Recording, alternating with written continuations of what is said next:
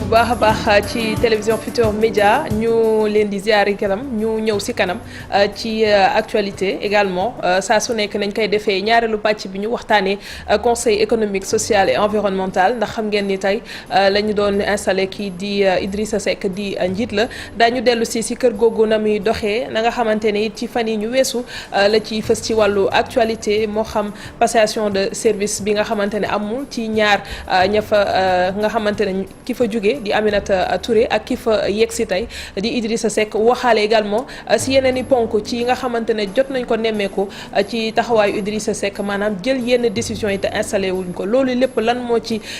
yoon ak lan la teg si wax ci biir conseil économique social et environnemental docteur Faly Camara lañ ci àndal enseignant chercheur la ci droit public fële ca daara ju kawe ji di université Cheikh Anta Diop bu Dakar bu ko defee ñu gën a yaatal xibaar yi ci wolof ak rédaction bi partie bu njëkk bi nag ñu jagleel ko campagne arachidière bu 2020-2021 ndax nag date bi tànn nañ ko jëwriñ gi ko jiite wàllu agriculture ak équipement rural dellu si waxaale également njëg li nga xamante ne tànn nañ ko ngir ñu jaay ko kilo gerte gi loolu lépp ñu nar ko waxtaanee ak Aliou Dia mi nga xamante ne mi ngi bokk ci conseil économique plutôt au conseil des collectivités territoriales nekk également njiitu force paysanne kilifa gi dala jàmm ci plateau. maa ngi lay nuyu Soxna Arame di nuyu ñi nga xam ne ñoo ne ci biti réew mi ak biir réew mi di seetaan TFM. rawatina nag baykat yi sàmmkat yi ak nappkat yi. jërëjëf du ñàkk ci kanam xam naa Pape Djibril Fall dinañu dab si ci biir émission bi na ma ko waxee sànq rek tànn nañu bés bi nga xamante ne moom la campagne agricole bu ren bi di door 23 novembre bi ñu jëm jëriñ ji wax ko njëgu gerte gi également ñu fësal ko juróom fukk su ma juumul mooy 250 francs mooy kilo bi njàngat li lan la. jërëjëf ñu santaat sun borom mi nga xam ne moonu may ba bi ñuy préparer campagne agricole bi la ñu ci bëggoon lépp yàlla may nañu ko ñu sant ko bu baax ndax lañ doon ñaan yàlla mooy egg ba ci campagne de commercialisation jot ñu am lu nu génne. kon foofu nag yàlla may nañu ren taw boo xam ne fa tabaarakallahu gëj na ci réew mi kon yàlla dañ koy sant gërëm ko di ñaan yàlla ñu ko gën a defal di sant nag nguur gi ndax la waroon ci créer conditions yu tax production am mooy saytu jiwu joxe ko joxe engrais joxe matériel agricole loolu it am na di sant kon nguur gi à travers le ministère de l'agriculture te Moussa Baldé yore ko équipe bi mu ànd yëpp mais di sant di njukkal baykat yi bu baax ndax bu yàlla tawee jiwu am te baykat yi bayuñ lañ war a bay bayuñ lañ war a bayee du mel ni niñ ko amee ren kon baykat yi mi ngi leen delloo njukkal nag bu baax yàlla suturaal ni wax nga dëgg campagne de commercialisation bi mi ngi door ren nag dana gën a sax teel ci daaw ndax boo xoolee ñaar ba ñetti at yi yëpp ñu ngi ko daan ubbi le 3 décembre ren jii taxawal nañ ko ñu di ko ubbi insha allahu taala le 23 novembre campagne bi itam amaan na ci lu am solo ndax bi nga xamee ne Sénat maa ngi sant ñi nga xam ne ñoo ko ŋànk muy président bi di Massamba Dioum ak Birama Niang mi nga xam ne mooy secrétaire général mais ak ñetti bokk ñëm ndax ñun ñëpp ci la ñu bokk daje nañu ba seet li nga xam ne moom la campagne war a doxee ren ba ca njëkk mooy nañ fixé prix bi. prix bi nag bi ko Sénat xoolee jàpp nañ ne gerte ren la baykat yi doon wax ne duñ jaayee gerte ñeent fukki dërëm ak ñaar wax nañu dëgg bu wér ndax gis nañ coono bañ ca daj ak dépense yi prix bi fixé nañ ko mu nekk juróom fukki dërëm ren muy prix officiel. ñuy sant nag bu baax ndax kilo gerte ay at ca gannaaw ku ne woon danañ ko jaayee juróom fukki dërëm danga naan loolu mënut a ñàkk mënut a nekk ndax gis nga fa kilo gerte déparé woon. at yii gouvernement bi dafa am lu mu ci doon yokk sax aslëf par rapport ak liy jaar gerte ci bitim réew moo taxoon mu doon dem ñeent fukk ak ñaar waaye ren jii nag tabaarkàlla kon prix bi teg nañ ko muy juróom fukki dërëm loolu di prix officiel ñuy sant gouvernement bi. ndax prix bu juste la parce que mën nañ tànn loolu mais ndax juste na par rapport ak producteurs yi. waaw baax na lool prix boobu boo ko xoolee tey producteurs yi kay sant yàlla te wax ne financement bi génn rek ba buñ commencé le 23 mu dal di nekk teggi tekki. ku dem peese boo teggee sa gerte ñu teg sa xaalis sa loxo. waaye tey ñun ñi nga xam ne dañoo jiite kuréelu baykat yi ñi ngi rafetlu bu baax 250 yi wax ne baax na lool na maase itam nag ci bépp réew mi bu kenn jënd mukk lu yées juróom fukki dërëm ku gis kuy jënd foo xam ne fii gën gerte yi ëpp yées na kilo juróom fukki dërëm àggal ca ñi nga xam ne ñoo fi neel administration bu dee gouverneur bu dee préfecture bu dee sous-préfecture voilà ñu war ko dem ba gendarmerie police terrain bi itam ñu contrôler ko ba nga xam ne kenn du dem fedd di fa jënd lu yées juróom fukk ndax loolu mbappat la su ko defee nag kon prix bi daal sant nañ ci yàlla itam bu baax a baax. alors li nga xamante ne nemmeeku nañ ko ci wàllu production dañ doon am prévision yoo xamante ne dañ nañ ko wax lu mel ni gerte gi par exemple une tonne 400 000 la ñu doon am prévision mais li ñu dégg tey ci xibaar te ministre bi wax ko ci RFM ak émission bi nga xamante ne doon nañ ko def fajar ji wax na ñu ngi xaar sax lu toll ci 1,8 million mu mel ni ëpp na sax la nga xamante ne ni moom la ñu amoon yéene am ko ren ci gerte gi. waaw écoulement bi ba tey la ñuy xalaat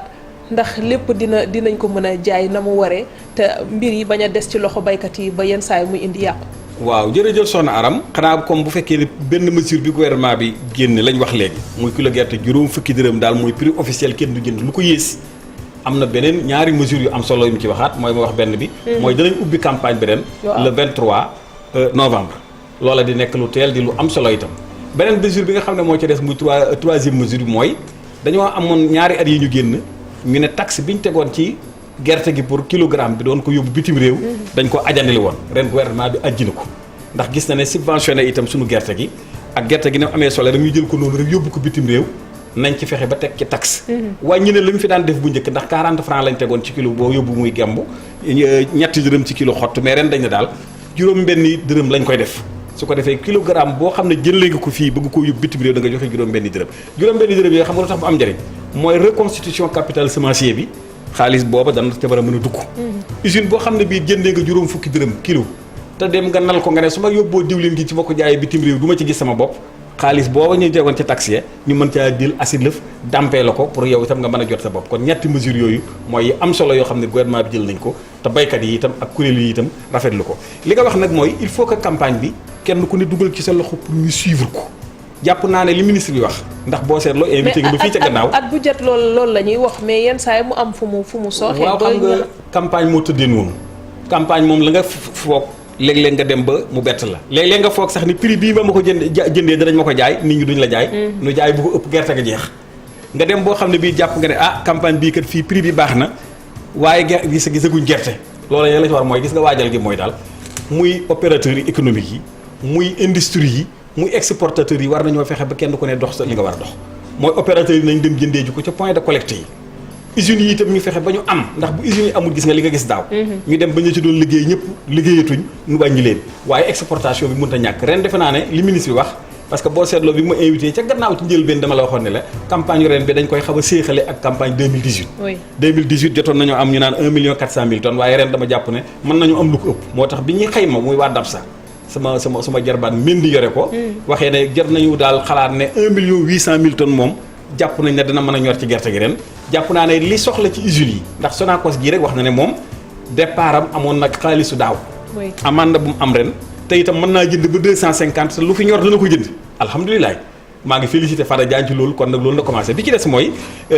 usines yi nga xam ne dañoo ko doon gunge muy industrie yi fu mel ni Copéol fu mel ni waawu ak yooyu yëpp ñoom itam taxaw nañ ne danañ jënd ba CAIT Touba ñoom ñëpp ku ne am na loo exprimé liñ jot a wax ñoom industrie yi ne danañ ko jënd ak li Sonacos wax ne dana ko jënd ak li gouvernement bi war a jënd ci jiwu nga xam ne lu mu néew dana mat 75 000 tonnes ak li nga xam ne mooy consommation locale bi loolu suñ ko defee da ngay jàpp ne 1,8 million tonnes yi moom war sa taxawaalu ci loxo baykat du ñàkk dinañ ñëw ci huiliers yi nga xamante ne ni au niveau local tudd nga leen léegi mais dama bëgg a taxaw fenn moo wax ak tey baykat mu nekk Saloum wax diir bi nga xam ne def na ko fa diggante mars septembre ma nga fa woon ngir bay dellu si Ndakaaru delluwaat encore ngir récolte bi ci début novembre waaye la mu wax mooy ci produit yi nga xamante ne nii wala yi nga xamante ne bay nañ ko moo xam mboq la dugub sorgho ñebbeek ñoom seen ak gerte bi sax ñoom lañ ca yàqule dafa bëri ndax ndox mi lañ ci doon xaar ne dafay nekk loo xamante ne da naat indi production boo xamante ne record lay doon ñoom dañ ci yàqule ndax nee na ndox ma it nu mu bëree am na si loo xamante ne yàq na ko seeni récolte waaw xam naa ne daal dama bokk ci ñi gëm ne ndox du yàq ndox moom xéewal lay doon rek surtout nag ci bu demee ci gàncax da nga daan dégg ndox mi manqué na ñu ne waaw mbay mën na yàqu ñi nga déggagum ñu ne moom dañoo yàqule mooy ñi nga xam ne dañoo dem ba am inondation ja doon bay ceeb am na ci côté yoo xam ne yii boo fa demee ay la yëwan ndox ma mëdd na waaye loola boo ko xoolee par rapport ak liñ bay liñ emblavé demeewut noonu ndemooy boo xam ne jéggi na dayoo. waaye yeneen wirgo yi ci xayma est-ce que loolu it du jar ñu natt ko saytu bu baax xool tamit ñooñ ci loru lan lay peser ci balance bi bañ a rek focaliser wu ci li nga xamante ne am nañ ko waaye ñi ci loru it ñu xool naka. waaw ñu ngi koy seet ndax gis nga boo xoolee fi ma lay wax tey ñenn nat waxuñu sax ne ndox maa ñu yàqal mais dañu commencé ñu ne janax yi fi feeñ. yàq nañ ci da nga gis ñoo xam ne ci kanam tuuti ñu ne picc yi yooyu baykatu jeeb yi la waaye ñi doon bay dugub ñi doon bay gerte ñi doon bay mboq ñu daal lu leen war tey mooy sant yàlla kii bay xaal nag mën na laa wax ne le bu ndox bëree xaal na mu war a mel du ko mel ki doon bay ñebbe mën na laa wax ne le ñebbe ji itam bi ndox mi bëree ba bëri production ba na mu war a génnee wala duñ ko tal ba bay ko dañ ko war a bayee ndax gerte yi da nga jàpp ne kon xëy na foofa dana am lu ca feeñ lu tuuti waaye loola du am benn impact par rapport ak li ñuy joxe kon kay li ci des rek ma jàpp ne fuñ ku ne yàqule na rek danañ dem seeti ko waaye ndoxama yàqal moom damaa def ne waratu nekk waxi baykat la ci ëpp solo daal mooy ñene seen ndox ma dafa bëri ca fa ceeb ba ne boo ko nattee da nga ca gis ay jafe-jafe waaye yeneen zone yi it ñu ngi ko doon saytu bañ ko waxee waaye ren daal xam nga lu war Sénégal sant yàlla 1,8 million tonnes yi ñu wax ci gerte na ñor na man dañu ko xayma doyloon naa leen ndax xam naa leen te xam naa li ñuy wax céréale bi ñu ngi doon wax bu ñu amee par exemple à peu près 3 millions de tonnes li xayma bi génn mooy 3 millions de tonnes yi day tegal na sax 800 000 3 millions 800 000 te li soxla pour dund Sénégal yëpp mooy 4 millions de tonnes kon xam nga ne boo ko xoolee pratiquement mënoo wax ne déficit dana am parce que li ñuy bay ci noor bi bu ñëwee day daal di compenser loolu kon day daal li ci am solo mooy prix bi daal tabaarkalla 250 baax na. commencé nañ mën a teel le 23 novembre dinañ def teggi 30 francs yi ñuy jëlit nga xam ne dañ koy jël ci exportateurs yi su demee ci reconstitution capital semencier bi dana baax dimbalewaat borom usines yi nga xam ne néew fa waaye li ci am solo rek mooy na financement yi teew dàquñ chinois dàquñ marocain waaye ñoom bu ñu ñëwee Sénégal toujours daan def fu ñu àggee ci baaru 500 000 tonnes yoo xam ne jënd nañ koo pare ñu ne nañ taxawandeeli ba régler suñu problème bu jiwu ba pare door ko ubbiwaat kon daal nag campagne yu ñëpp ku ci ne na nga ci taxaw na nga ca war a taxawee nga waxee ko ni ba nga xam ne bii gën kenn du jël aqu baykat ndax li nga wax koo xam ne depuis mois de mars lay ruuj mois de juin mu defaru jiwum ba mu baax fin juin début juillet mu taw mu nekk ca naaj wa weeru ca di bay ba yàlla dimbali ko ñu ñëw ba mois de novembre fin novembre mu ubbi campagne am loo ko defal lu du mu peese nga yëkkati xaalisam jox ko loo ko defal lu du xaalisam booba nga bañ koo jéem a jël aw ñaqam yaa ngi lor sa bopp kon nag ni nguur gi defee nag ba créer condition de production yi ministre bi taxaw teg ay plan yu am solo yoo xam ne yii ñu ngi koy félicité ba lépp egg ci ñu ko waroon a yor bañ defar ko ba mel niñ mel nañ taxawuwaat itam point de collecte yi fi mu ne nag commencé nañ ko joxe. waaw mais li nga wax ni kilifa gi mooy li nga xamante ne mooy l'idéal. li nga xamante ne moom la ñuy xaar te bu amee baykat yi kontaan si loolu. mais leneen itam mënuñu ko fàtte. chinois yi. épisode bi fi amoon ba ñu am ñoo xamante ne ñi fekk nañ leen seen usine. doo leen agressé ba président ngeen di ko ñaawlu. daaw mi ngi ci xel yi. li muy tekki mooy. ñoom la ñuy proposé ci li nga xamante ne moom la ñuy jëndee kilo bi moo ëppoon loolu dañu am 325 ba jëm 350 ñu wax ne daaw 210 francs la certes ba baykat yi doon wax prix bi néew na mais tey kooku encore te mënoon ko fay daaw te la ñu proposé woon gën a néew ren bu ñëwee proposé loolu itam dina lor ñi nga xam ni ñooy huiliers yi nekk ci biir réew mi loolu itam lan la ñuy def ngir fexe mu bañ a nekk loo xamante ne ni dina lor suñu usines yi ci réew mi waaw xam nga gouvernement bi moom li mu mën a taxawal pour aar ñëpp mooy seet prix boo xam ne daal day am solo ba bu ko jaayee sa gerte rek baax na mu def ko 250 ngeen alhamdulilah. la muy fexe 250 est-ce que suñu usines yi nekk fii daañu ko mën jënd. waaw ñoom Sonacos boo déglu Fada Diagne wax na dès le départ ne mën nañ koo jënd. bu fi xaalis bi nekkee. nee na am na xaalisu daaw bu fi ne ak xaalisu ren. kon foofu ñun suñu xel dal na ci. su ko defee ñaata tonne lay jënd ci wàllu. dana war a jënd moom ba à peu près lu toll ci ay 400 000 tonnes. te bu jëndee ba 400 000 tonnes da ngay jàpp ne. yeneen usines yi lu mu néew bu ñu jëndee lu 200 000 tonnes 600 000 tonnes yi dem na. 600 000 tonnes yooyu nag bu fekkee ne déjà dem na ci industrie yi chinois yi di jënd ci ëpp léeg-léeg ay 500 000 tonnes bëgg a continuer ñu ne doy na da ngay jàpp ne 1 million yi tonnes nangam dem na. soo ca génnee jiwu bi ak consommation locale bi ak réserve yi ñuy def yëpp day daal di mën a jël 1 million 800 000 tonnes yi waaye gis nga chinois daaw yi may xam leen ni dañoo wax ne dañuy jënd prix bu ëpp doole tax ñu agressé leen déedéet li chinois yi def la ñu war a bay jël xaalis bu dul jeex def ko ci gannaaw oto dugg ci àll ndax chinois yi duñ fayee chèque chinois yi dañuy jël xaalis bi ànd ak moom boo jëlee nit xaalis bu ñu toll dem ba ci àll nga tëdd ci néeg boo xam ne bii bala ngaa fëgg buntu yee dajeeku mën ngaa gis ku ne ñu leen agressé woon moom duñu ay béykat ñu ngi leen toppee fii ci réew ci taax yi lay doon xam ne ñii xaalis bu weex tar lañ yore kon chinois yi dañu war seen xaalis yooyu mooy mu jaar ci circuit yoo xam ne fa la xaalis di jaar ñuy fayee itam fa nga xam ne fa la xaalis di jaar njëg gi nag 250 yi ku yàlla man loo nga dem ba gis koo xam ne mën naa jënd lu ko ëpp nguur moom du ne kenn bul jaay lu ëpp 250 waaye jàpp ne daal buñ ca yemee nekk na itam loo xam ne. ñi koy jënd bu fekkee nekkuñu ci réew mi forcément dina lor bu bëree ñu jënd tonnage boo xamante ne bañ ci noppee ñu nekk ci huileries fii ci secteur bi ci Sénégal amuñu nombre yi nga xamante ne moom lañ soxla ci tonnage dina indi jafe-jafe ci production dëwlin beeg ñoom seen foofu la ñuy waxee te it am na ay ñoo xamante ne ñu ngi liggéey di daan seen doole ci biir ñu nekk ci contexte boo xam niñ ci génn doy waar mu di crise bi di mbas mi naam bu dee ba léegi ñu ngi ciy génn ndànk-ndànk mais am na ay jafe-jafe yoo xam ne lur na jot na koo indi ci liggéeykat yi loolu itam nekk na loo xam ne foog ñu bàyyi ko xel. waaw loolu d'ailleurs moo tax ma ne la gouvernement bi day def ñaare bu ñu eggee ci baaru 500 000 tonnes pour exportation rek mu daal di nag taxaw leen dama bëgg nag léegi ñu bàyyi xel suñu industrie yi mais bàyyi xel également suñu jiw bi dañ ko daan def nag mois de mai mais daaw boo xoolee janvier lañ dem rek. gis ne léegi chinois yi jënd nañu mat 500 000 tonnes ñu daal di arrêté pour may industrie yi ñu jënd mais fekk na industrie malgré ça it prix ba tawee ko na ba ñoom attanuñ ko ndax lañ doon lebee xaalis ba ci bitim dañuy jënd 210 ñu lebal leen ko ca buñ toppoon chinois yi duñ mën a fay borom usines yi moo borom banque yi moo taxoon ñu taxawal waaye ren jii loolu nga wax gouvernement bi dana ci veiller ba nga xam ne exportation bi dinañ jënd lu ñu war a mën a jënd waaye nag am na foo xam ne bu ñu fa àggee rek ñu taxawal leen bu ko defee industrie yi mën a dund jiwu yi bañ a réer su boobaa kenn ku ne gis ci sa bopp. nañ jàpp ni ko ren loolu du am. en tout cas danañ ci def suñ kent lay kattan ba loolu moom mu mën a ñàkk. mooy xool exportation bi duñ leen bloqué nañ jënd waaye am na foo xam ne bu ñu fa eggeet ñu yóor na xam ndax industrie yi am nañ lañ war a am wala amuñu ko ñu taxawal leen industrie yi mën a dox su ko defee itam semence bi itam ñu mën ko sauvegarder luy dem ci. alors leneen loo xamante ne bëgg naa ñu taxaw si ndax le ministre Moussa Baldé bi muy def tournée balaa rek ñuy door campagne bi ci yenn ci gox yi ngir xool la ñu am ci wàllu récolte am na loo xamante ne ci baykat yi souligné nañ ko. ci surface emblavée yi maanaam nañ leen dollil matériel agricole fexe tamit li nga xamante ni mooy intrant yi di teel a yegsi ndax xëy na jamono ji ñi ngi toll ci jaay danañ kontaan xaalis bi dugg waaye waajalaat sa bopp tamit ci la bokk. waaw loolu lu am solo la Sénégal bàyyi na ci xel daaw boo gisee bi Covid bi amee rek gouvernement bi teel a jël disposition benn mu yokkoon 20 milliards ci budget bi 40 loolu mu def ca 20 muy 60 milliards. mais dafa waxoon ne engrais bi. la baykat yi gënoon wax nañ leen ci gën a jàppale. 100 000 tonnes lañ doon joxe daaw ñu ngi joxe 150 000 tonnes maanaam ñu yokk ci xaaju lañ joxe woon.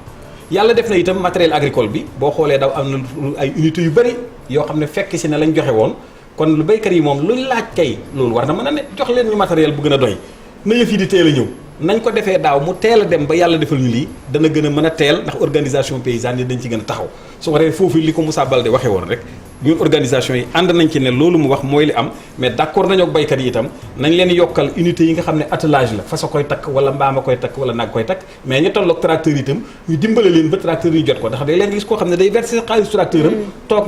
ñaari at du jot ci tracteur bi loola nag la ko doon bloqué war nañ ko seetaat ba débloqué ko daaw bu ministre bi ñëwee fexe na moom ba am na ci yi ne woon ci région yi di nelaw yu bëri ñu débloqué ko. séddale bi tamit day faral di indi jafe-jafe. ndax naam buñ ne disponible na di nga dégg ay portion wala ay poches yoo xam ne dañ ne ñun suñu bos yegg seegul loolu itam lan mooy saafara si. waaw saafara si mooy rek comme day am comité national de suivi man boo jamono bu ne yaa gis maa nekk porte parole bi ñun loola 15 jours yi ne ñu ngi koy saytu di ko topp ca nañ koy doxale damaa jàpp ne daaw jotuma amul li ma jot doyut nag doon nañ ko dégg ndax wax nañ dëgg bu ñuy joxee lu toll ci diggante 72 000 tonnes ak 75 000 tonnes alors que suñu capital semencier bi 120 000 tonnes la doon depuis Senghor dañuy jàpp ne rek nit ñaa ngi jël réservé ci war moo tax léegi nga ñëw ci commune ñu ne ñun de leen ñu jox par bopp doyuñu wax nañu dëgg waaye plus que ñuy continuer nag Sénégal dana fexe ñaari affaire parce que moom la ministère bi def mooy fexe ba écrémé bi ñu génne ko fii fexe ba certifié bi gën a yokku waaye certifié bi bu yokkoo itam fi écrémé bi mën a gut a jóge ñu bàyyi ko fa mais ñu fexe ba chaque année Sénégal yokku tonnage bi réserve yi itam ñu encouragé ko ba nit ñi def ko mais lu mel ni loolu ngay wax moom coopérative chambre d' agriculture rek moo ko mën a régler alhamdulilah nag doon nañ ko fi xeex mais chambre d' agriculture Sénégal créé na ko ren boo seetloo répartition des kii nii def ci ministère yu bees yi niñ créé léegi chambre de commerce régional ak chambre de commerce national moom lañ créé chambre de commerce régional agriculture ca kanam tuuti dañ ko taxawal dafa mel ni nag fii nu toll ministère bi dañ ko yóbbu ca ministère du commerce ñun baykat yi nag ñuy laaj ne déedéet chambre d' agriculture bu ñu ko yóbbu ministère du commerce nañ ko génne commerce googu moomu ko nañ ko yóbbu ministère de l' agriculture su boobaa kenn nañ xam kenn ku ne mooy kan xam la mu bëgg a def xam fu mu koy defee ku ci nekk ñu yët la ko fa ñu war ko yóbbee def naa doo jeexal nag te waxoo ci pastoralisme. waaw ci la bokk waaye man ba tey damay des foofu. parce que naam bu dee ñi nga xamante ne wax nañ la ñu jotayul waaye ci lu yàggul dara. am na si ñoo xamante ne ci façon bi ñuy séddalee mooy problème bi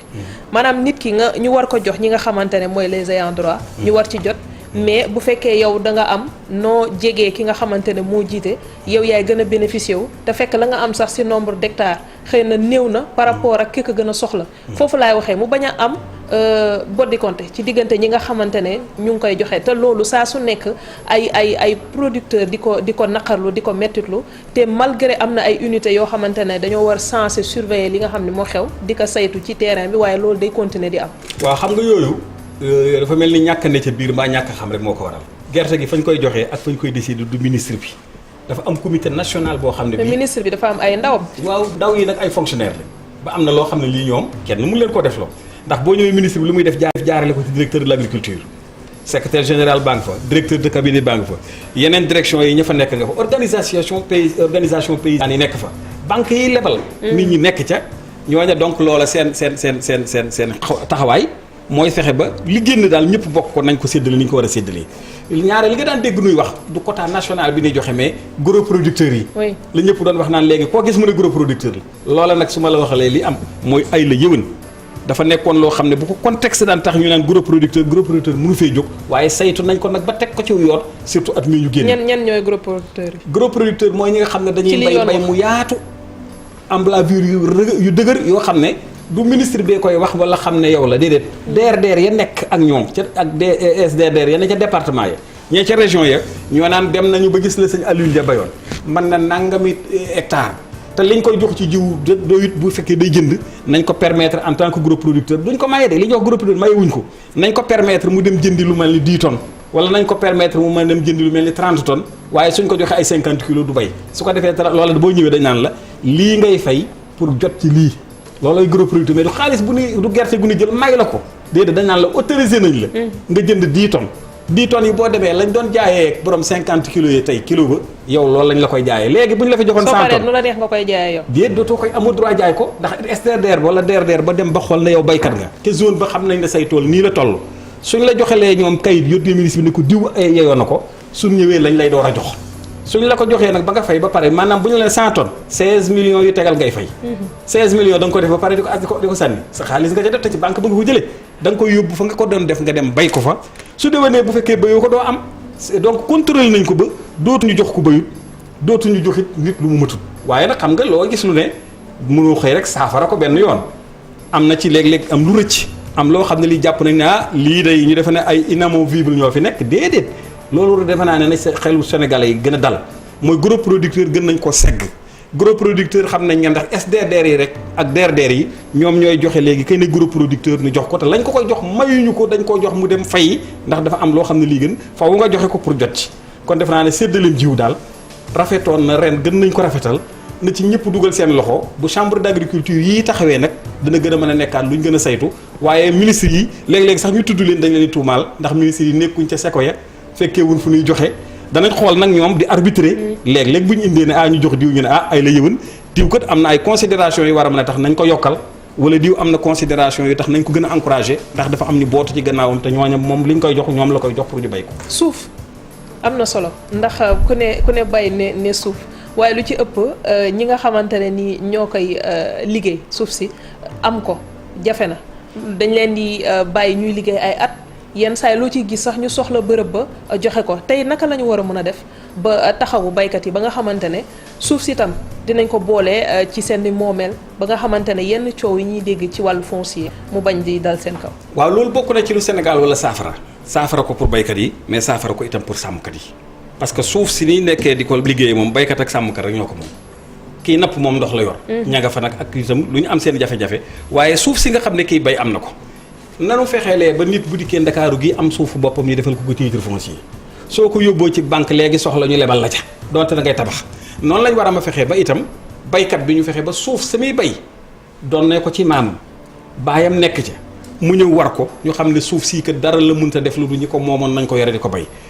sàmmkat bi itam bu boobaa ñu may ko moom itam fa maamam doon sàmm juróom baayam doon fa sàmm juróom moom itam mu dem ba toll ci sàmm ñu di ko may waaye bu fekkee dañ ko def suuf soo xam ne lañ daan tuddee domaine national benn projet képp bu communauté xëyee tëggee ko fële ci àll ba dikk jaar fee def ay pexeem dikk rek ñu def délibération jox ko foofa ñu ne yéen toxu leen loola lan lay nuru dafa mel ni yéen fu kenn soxlawut daal ngeen war a toog fu kenn soxlawut daal ngeen mën a bay mais bu ñu ko soxlaa jóg leen même ki ko soxla doonte day ak gan ñu jox ko délibération boo xam ne day jéggi dayoo wala da nekk ci taax yi ñu jox ko dégg nga li xew Ndengeleer dégg nga la xewoon Mbaan dégg nga la xewoon feneen ak feneen loolu war nañ ko régler ba suuf yi ñu di ko immatriculer di ko def ci turu ñi famille yi nga xam ne ñoo ko moomoon su boobaa baykat bi xam ne kat nekkut fu kenn soxlawut waaye fee maa ko moom keneen waru ko soxla ko du man sàmmkat bi également ñoom itam ñu fexe ba seen suuf soosu ñu fexe ba du dane rek sàmm daal fu kenn soxlawut rek nga war a sàmm bu borom tool ñëwee ñu ne toxul bu koy tabax ñëwee ñu ne toxul bu keneen ñëwee mu toxul moo tax fan yi ñu néew def nañ fi sax benn séminaire bu rëy may félicité Alioune Diabou Suel ak ñi nga xam ne ñoom la ànd ak ñu def ko sur le pastoralisme code pastoral bi faw ñu defaraat ko su fekkee defaruñu ko gis nga li fi xew bërki démb benn baykat bu rendi benn bu gaañ benn sàmmkat nga gisaat benn sàmmkat bu rendi benn baykat fële ci booru Malem Hodar loolu war nañ ko mooy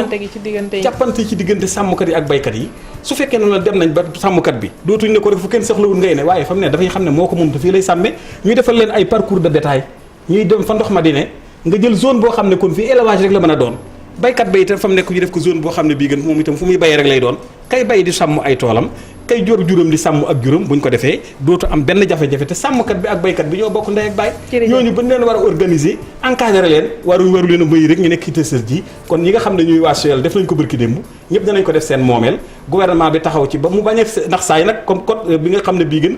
tëggoon nañ ko bu yàgg bi mënut a sotti jërëjëf kilifa gi Aliou Dia dinañ ñëwaat si yow si kanam ñu dem seetaan publicité